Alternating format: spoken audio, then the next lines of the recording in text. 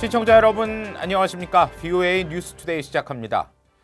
미국 민주당 원내 지도부가 도널드 트럼프 대통령에게 영변 핵시설 폐기 등 단계적 절차를 담은 진지한 대북 해법을 마련할 것을 촉구했습니다.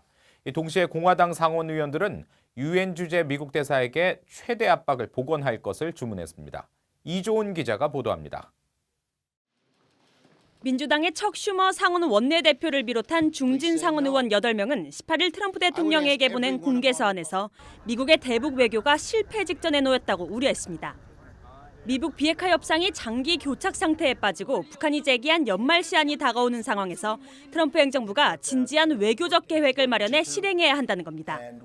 특히 이런 계획에는 영변 등 북핵 시설을 검증 가능하게 폐쇄하는 단계적 절차가 포함돼야 한다고 밝혔습니다. 이런 중간 단계 합의는 물론 첫 단계에 불과하지만 북한의 완전한 비핵화를 위해 필요한 현실적인 과정이라는 설명입니다. 의원들은 또 한국, 일본과의 동맹 강화를 위해 필요한 모든 조치를 취할 것을 촉구했습니다. 그러면서 재앙적인 전쟁 위험을 높이는 과거 화염과 분노 위협으로 돌아가는 것이 협상보다 좋은 결과로 이어질 것으로 믿는 것은 심각한 착오라고 강조했습니다.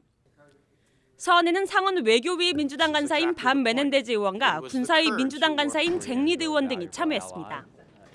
한편 코리 가드너 의원 등 공화당 상원 의원 6명은 19일 트럼프 행정부가 북한에 대한 최대 압박 정책을 충분히 이행할 것을 촉구하는 서한을 켈리 크래프트 유엔 주재 미국 대사에게 보냈습니다. 의원들은 장거리 미사일 실험 재개 등 유엔 안보리 결의 위반인 심각한 도발을 암시한 최근 북한의 발언들이 심각히 우려된다며 트럼프 행정부가 제재 지속 부과 등 최대 압박 정책을 완전히 이행할 것을 촉구했습니다. 특히 미북 정상 간 만남을 통한 외교가 시작된 이후 미국의 독자적 대북 제재 속도가 현저히 저하돼 우려스럽다고 밝혔습니다. 전날 의회에서는 북한이 어떤 성탄 선물을 보내든 경제 제재 강화로 대응하겠다는 목소리가 나왔습니다. 연말을 앞두고 미북 간 긴장이 조성되는 상황을 워싱턴 정치권도 주시하는 모습입니다. VOA 뉴스 이존입니다. 스티븐 비건 대북 특별대표의 국무부 부장관 인준안이 19일 상원을 통과했습니다.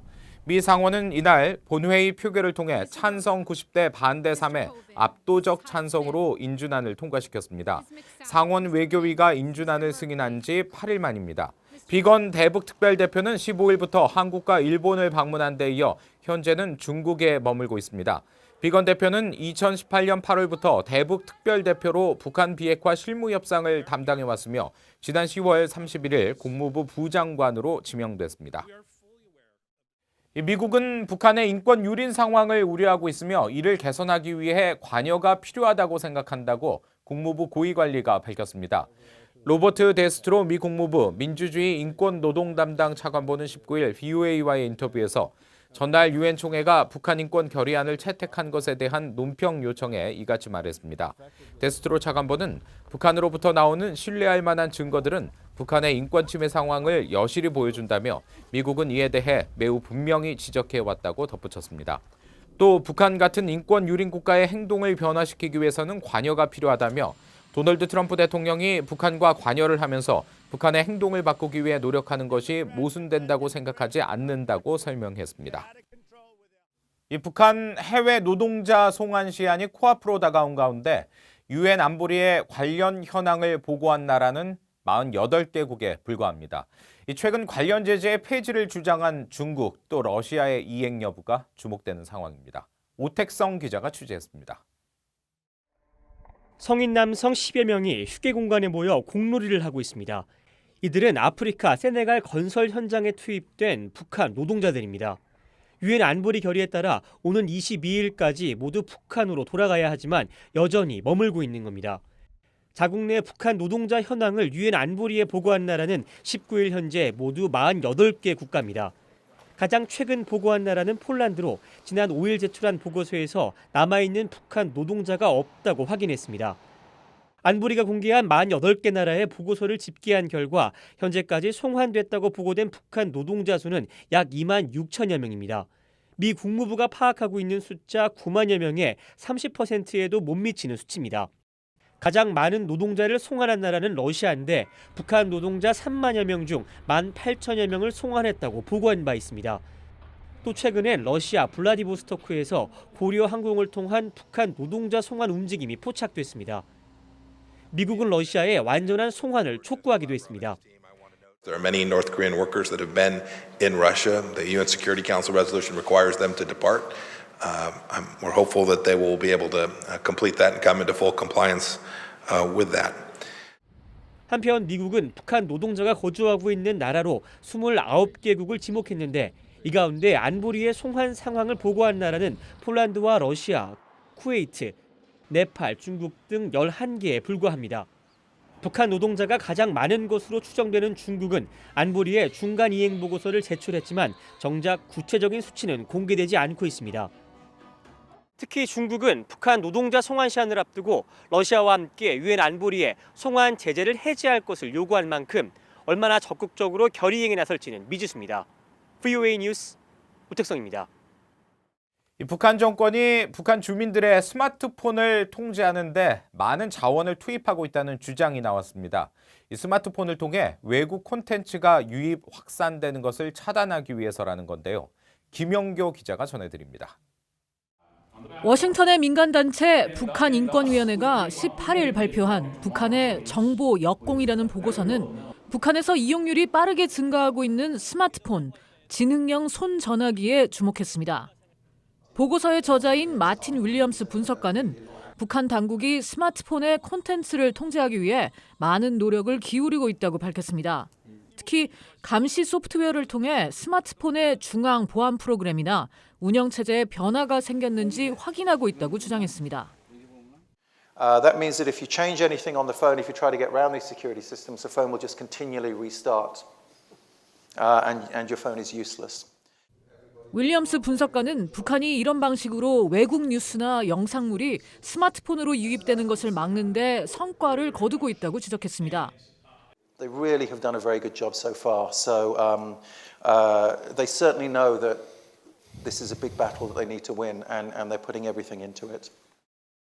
지금까지 탈북민 40명의 미국 정착을 도운 톰 바커 변호사는 북한 주민들이 정권의 실상을 깨닫는데 북한 밖에서 들어오는 정보가 큰 도움이 됐다며 더 많은 정보가 다양한 방식으로 들어가야 한다고 강조했습니다.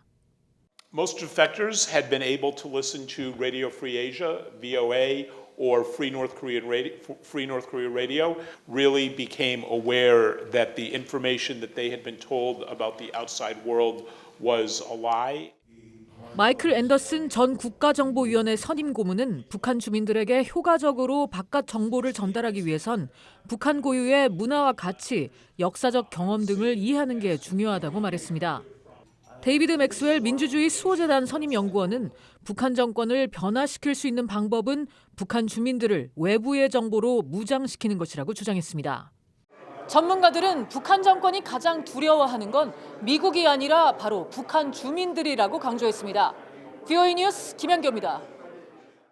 영국이 러시아와 중국, 북한 등 잠재적 적대 국가들의 안보 위협에 대응하기 위해 안보법을 전면 개정할 계획입니다.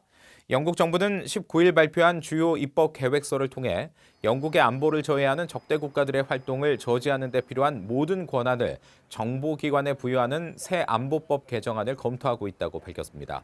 특히 스파이 활동과 공작, 첩보 활동, 또 해킹 공격 등에 대비해 외국 첩보 공작원의 등록제를 시행하고 외국 테러범에 대해 영국법 적용을 용이하도록 기존 반역법을 개정하는 방안도 포함된 것으로 알려졌습니다. 로이터 통신은 입법 계획서에는 적대 국가를 구체적으로 명시하지 않았지만 러시아와 북한, 중국, 이란 등을 의미한다고 영국 당국자를 인용해 보도했습니다.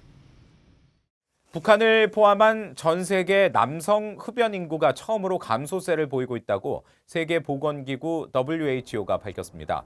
WHO가 5년마다 발표하는 세계 담배 이용 추세 보고서에 따르면 북한의 남성 흡연율은 2000년 42.4%를 기록했지만 점차 줄어 내년에는 38%, 오는 2025년에는 37%로 떨어질 것으로 관측됐습니다. WHO는 처음으로 남자 흡연 인구가 감소세를 보인 것이라면서 각국의 강력한 담배 규제 정책 덕에 이 같은 현상이 나타났다고 분석했습니다.